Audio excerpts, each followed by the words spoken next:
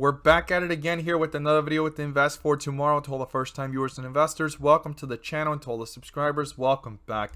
All I ask for in return is for you to smash that like button to let me know you watch this video. Lets me know you appreciate the time and effort I put into making these videos, and it helps out the YouTube channel, so I appreciate it very much. Don't forget to hit that thumbs up. So here we are with Wish stock, and as we see it pulling downwards, it's almost creating a double bottom. It got pretty close to the 52-week lows. But before we jump into this chart, I want to share with you guys the home run of the day, and we're going to discuss everything here moving forward with Wish stock, what we want to watch, and some key levels that are standing out.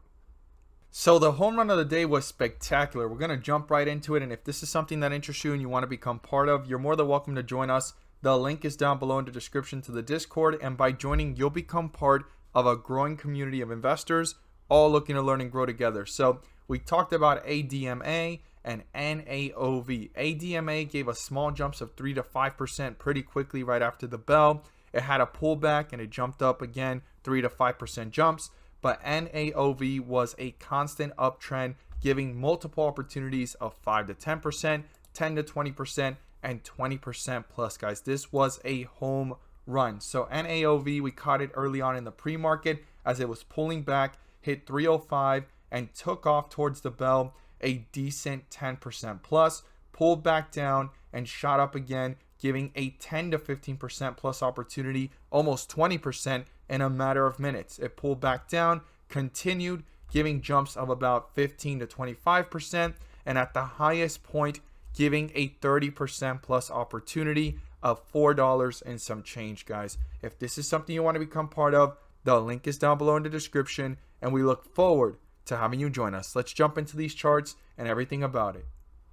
So Wish stock ContextLogic Inc. has actually almost created here a double bottom like I stated earlier. Now we see it get really close to the 52-week low, and it hit a low here of about 673, right? 670 range, and then it bounced off of it. The lowest point that we've seen this stock reach is 669. Some other platforms show 653, 655.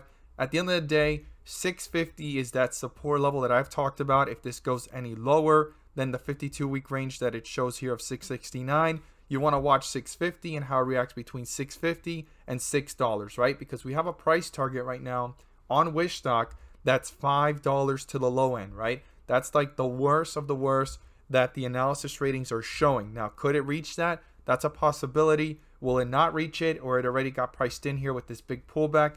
Who knows? Because this could have been an overreaction. Now, we saw how weakness formed pretty quickly here because it jumped up pretty fast on Friday from those lows, almost like if big whales were loading up the boat. They liked these prices, or they were averaging down, and a lot of that was taking place. And today, further weakness has happened on those that are getting out or selling at a slight profit from this slight run that got in for the first time and kind of just swing traded it, right? So there's a lot of question marks going on right now. What is going on at these levels? The stock still hasn't really found, quote unquote, a bottom. I think that's one of the most important parts moving forward for Wish stock, ContextLogic Inc. WISH stock needs to find a bottom, right? The stock is fighting, almost creating a double bottom here and trying to stay above 669, 650. And if it can't find that bottom, it could tear to newer lows. And these are the lowest points we've ever seen this stock. So we really don't know how much further could this go. Now, based off analysis ratings, the worst it can get is $5. We're going to have to watch it and monitor it very closely. Now, if you're long on this stock and the opportunity's in front of you, there's two ways to look at this, right? This is an opportunity or just a moment to reanalyze the situation and see how high your conviction was and what was your true goal and why were you in it, right? Because when a stock pulls back, and let's say, for example, I liked it at $10, I'm going to like it even more when I see it at 8, when I see it at 7. I'm supposed to like it more than ever because now it's below the prices where I initially thought it was worth getting in.